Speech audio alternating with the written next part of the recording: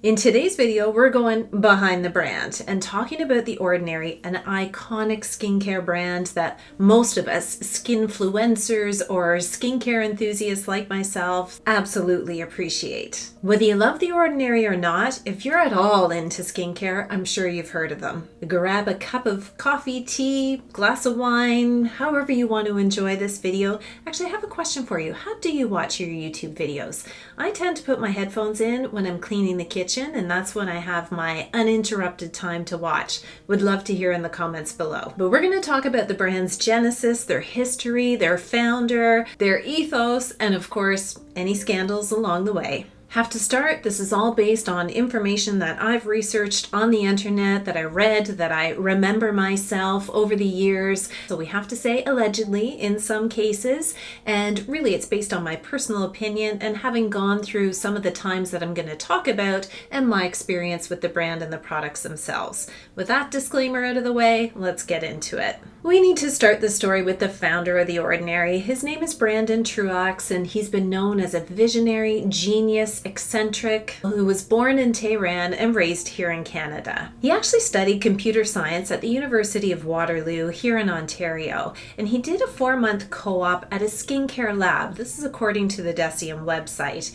And while he was working at that lab, he got really disillusioned and kind of frustrated with the beauty products that they were developing at that lab. There was truly a lack of transparency, insight, and passion about the products, and I think this is what fueled him to all of the things that we're going to talk about next. So fast forward many years later, he sold his first software company, and that's when he turned his sights on the beauty industry. In 2003, Brandon founded his first skincare company called Euco, and this was sort of seen in the Canadian market as a luxury skincare brand, and they kind of were touted as the Canadian La Mer. It had a number of skincare ranges to target acne, aging, and protection, and utilized developments from biotech and nanotechnology. And it's been reported he sold that company for about $72 million. In 2010, Brandon launched another skincare company that is very famous and well known, and it wasn't until a few years ago that I actually realized he had anything to do with this brand.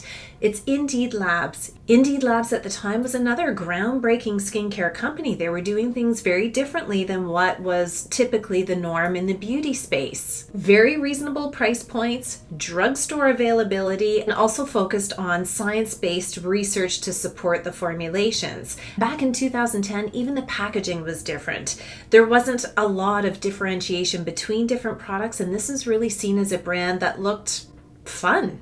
Personally, I love many products from Indeed Labs. One of the first products they launched was actually their Nano Blur, and I love this product to this day. This received iconic success and loads of feedback from skincare and beauty influencers alike. Indeed Labs is a brand that continues to this day. It's available at the drugstore and also online. But Brandon ended up leaving Indeed Labs, and he had a non-compete clause that left him unable to launch a skincare brand for a couple of years. However, he kind of got around it by launching a couple of brands. One was Inhibitive, which focused around products that prevented hair regrowth. He also designed a supplement drink called Fountain and a revolutionary anti-aging hand cream from Hand Chemistry. Now don't get me started on this brand because Deciem decided to discontinue it last year in 2021, and I love this product. I'm really at the end of this bottle here. Just gonna put some on my hands right now.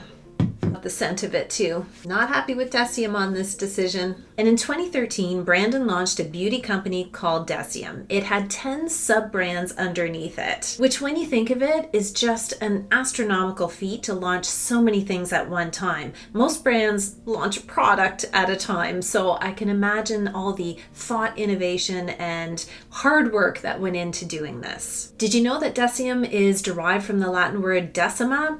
Latin speaking people, please correct me if I'm butchering that word, but meaning 10 in a sequence. The brand's goal was in full opposition of what the beauty industry typically holds near and dear to their hearts, and that is transparency about ingredients and production costs. One of the 10 brands under the Deciem banner was NIOD, and NIOD stands for Non-Invasive Options in Dermal Science. I never met Brandon, but I do understand from what I've read about him, this was his passion project. Of course, he ended up bringing affordable formulations to the masses, but I also think he wanted to push the envelope of formulations as well. If you're not familiar with NIOD, I've covered a lot of them on my channel because I absolutely love this line of products. They're very robust in terms of the technology that's in their formulations, and I have truly seen great results from the products I've tried on my skin. But they're also more expensive, and I think that was Brandon's point, that skincare should be a combination of how much you want to pay, transparent ingredients and claims about their benefits, and then leave that up to the consumer to decide what's right for them. So offering a suite of skincare brands to choose from, really the consumer could handpick what's right for their skincare routine and budget. I read somewhere researching for this video that NIOD's updates in their formulations and technology is almost similar to software updates. For example, Case, that I've talked about on my channel, the copper amino isolate serum, kind of draws a line between Brandon's background in computer science and obviously his philosophy around skincare. While many of these brands at the time remained kind of largely unknown, everything changed in 2016 when Deciem launched The Ordinary. The Ordinary is the brand that really and truly changed everything. Brandon is said to have wanted to prove a point with The Ordinary, meaning that it was possible to have fantastic formulations at an affordable price. And part of the strategy was to bring everything in-house, all the formulations, the marketing, the strategy, the branding, the packaging, everything done in-house, which is unusual for beauty brands. And speaking of the packaging, using clear dropper bottles with basic white labels with black writing on it, you couldn't get more no frills than that. And the product names were the product's ingredients. This was really renegade at the time. You can imagine at another company, the marketing team sitting around the table, getting the pitch and saying, I know what we'll call it. We'll call it niacinamide 10% plus zinc. It just wasn't done at the time. All the packaging and marketing surrounding beauty brands at the time was always pushing the benefits with nice sounding products and enticing consumers to buy based on that. To the average person, you would think, if someone picks up a bottle that's called niacinamide, how are they even going to know what it's for? And that was part of the genius behind the brand. Because I believe part of the allure of The Ordinary is that once you get it, you're kind of in this exclusive club of people that get it. And this exclusivity of skincare savviness just enhanced the brand's image even more. Reddit threads were flooded with information of how to use this, what's this for. To this day, I'm sure many of you watching this video are new to The Ordinary and looking to find how these formulations fit with each other, how to layer them together, what these ingredients for. It's exactly why people like me started skincare channels, because we were enticed by these kind of products and formulations, and the more knowledge and education and experience we gained, the better our skin was. So it was actually just a genius marketing strategy, in my opinion. Do you know what I'm trying to say? If you're new to The Ordinary and you've come here to get more information about the brand and the ingredients, come back to this video. In about 3 months, you'll be saying to your friends, oh, niacinamide, it's great for well aging. It's got lots of well aging benefits. It helps control oil production, redness in the skin. Very good for rosacea, oily, acne prone skin. It's just a winner of an ingredient. I promise you. And speaking of marketing, it was a unique strategy to not actually market. There wasn't a celebrity face behind the brand. It wasn't pushed in ads and sales as typical beauty brands were. It really relied on word of mouth, YouTubers, content creators, and online forums to spread the word about how fabulous these ingredients were. Well, people are going to appreciate that kind of feedback on a skincare product 1,000 times more than someone being paid to say this product's fabulous. So not having a face of the brand to sort of sell the product really, again, was quite renegade at the time. And I'm sure other brands were kind of looking at it going, oh my God, was that all we had to do? Of course, the other major thing about The Ordinary was its price points. Most of the products were under $10. Even a retinol product. This was absolutely unheard of at the time, to be able to purchase products that were reputable, efficacious for under $10. And this is what led to the frenzy fury of buying of most people. I know when I first went into The Ordinary, and it was the original distillery district in Toronto, Ontario, I was like a kid in a candy store. I didn't know what anything was. I was just like, it's $5. Who cares? I'm sure it'll do something good for my skin. In the basket, in the basket, in the basket. Comment below if any of you sort of had that as your first experience with The Ordinary, whether it was in person or online. And I think once you start doing a deep dive into skincare to learn and understand about the products that you're going to use, you get an understanding of formulation ingredients, and you start to realize that your previous purchases might have been made not really on what was best for your skin or your skin type, but just the marketing strategy of that particular brand, and perhaps the flashy packaging. Without a doubt, we can say that The Ordinary was an instant success. It has been reported that they generated 80% of all the sales of Deciem within that first year of launching. In 2017, they launched a foundation, and just the promise of launching that foundation rendered a 75,000 person waiting list. And then came Estée Lauder, or as we Anglophones say, Estée Lauder. Did you know that all of the beauty industry outside of indie skincare brands are owned by about 13 multinational companies? That's a video for another day. 2017, Estée Lauder took a minority stake in the company. Most people were worried about what this minority stake might mean, and there weren't many changes to the products themselves, the distribution, the fact that they were cruelty-free. Everything remained largely as is. Which brings us to 2018, and this is where some of the scandals start to come into play. And I think it all started because apparently, and I'm going to say allegedly because I didn't see it myself, on The Ordinary's website, for the description of their 100% cold pressed marula oil was a description that explained the benefits to the skin as it normally does, but also this, and I'm just going to read it from what I took it from word for word. It's a fantastic oil in every sense of the word, despite its affordability. One would have to be drunk to overpay for marula. Any guesses on what that's a dig at? Of course, it would seem that The Ordinary was shaming a competing brand, Drunk Elephant, and this is their marula oil. Now, I know the price is vastly different. This one's 30 mils and it's $89 Canadian here in Canada at the time of filming now, whereas The Ordinary's marula oil at the time of filming is only $12.80 for the same size. Did not leave consumers feeling too good about the brand. You know the saying that if you're richer than someone, you don't actually need to say it? What is that saying? Drop it in the comments below. It's kind of that feeling. And then there was an Instagram video by Brandon on the company's Instagram page saying that he was canceling all their social media plans, taking over all of that himself, and personally responding to all messages and emails.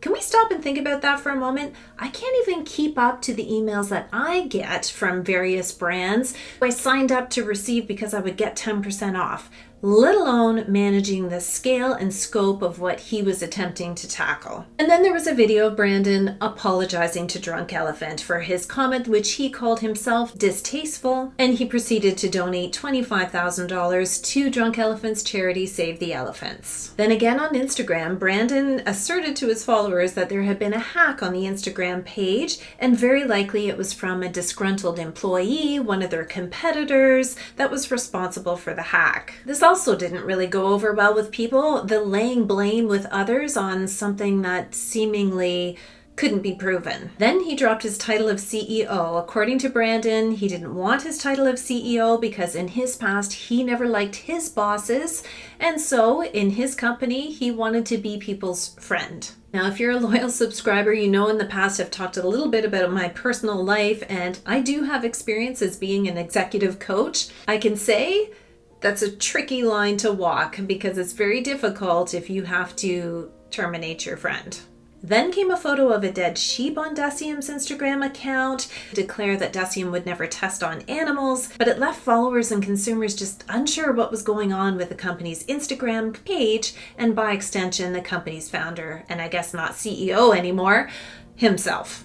Overall, at this point in time, the entire Instagram presence for Deciem at the time was seen as very erratic, off-putting behavior, and it wasn't just the posts or videos that were being done, it was also the responses in the comments, because remember, Brandon wanted to answer all of the messages himself, and that in itself was causing more issues based on some of the controversial answers he was putting in the comment section as well. More sort of strange Instagram posts ensued, including accusations towards Deciem employees. And in fact, there was even some Deciem employees that came forward, but they were anonymously, so we do have to say allegedly, about a toxic work environment that they were living in. And then he let go of one of his team members, the cosmetic doctor, for one of the sub-brands for one of their lip brands. It was really a brand that was only in the works for 5 months, and he let go of that person, but it wasn't that he let go of that person, it was the way he did it.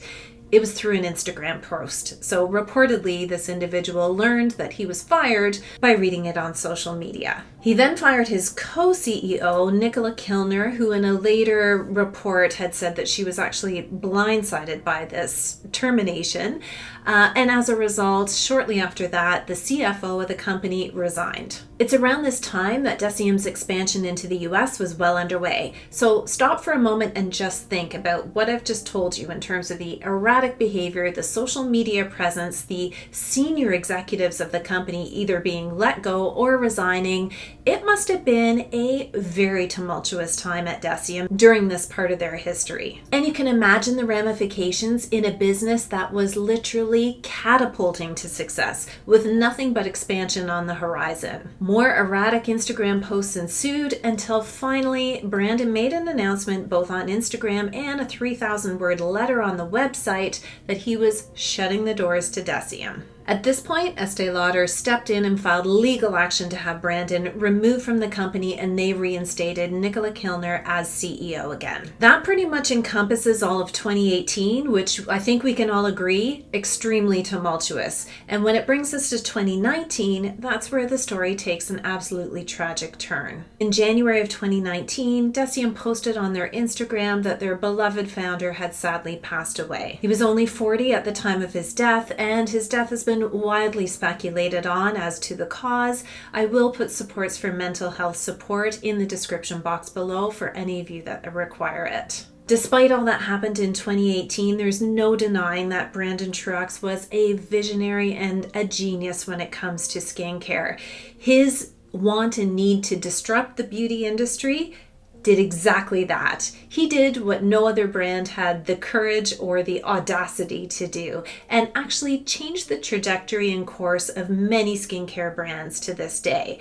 There have been lots of copycats, of course, in terms of other brands trying to capitalize on this formula for success that he had landed on. But The Ordinary continues to this day to be the #1 best-selling skincare brand under the Deciem banner. It's said that Brandon actually wanted to disrupt other sectors as well, including nutrition, fashion and apparel, and technology. It's unfortunate that we won't get to see that, but I would have loved to have seen what he would have done to those industries as well. 2021 was a disappointing year for some Deciem fans, myself included, only to the point that they decided to run off a couple of their brands. I already talked about the hand chemistry, but they also decided to discontinue their Hylamide line. I actually loved Hylamide and have done many videos about them here on YouTube and my other socials, especially this product, which is their Sub-Q eyes, also their Sub-Q skin, their vitamin C serum. So it was disappointing to see that go, but I also understand from a business point of view,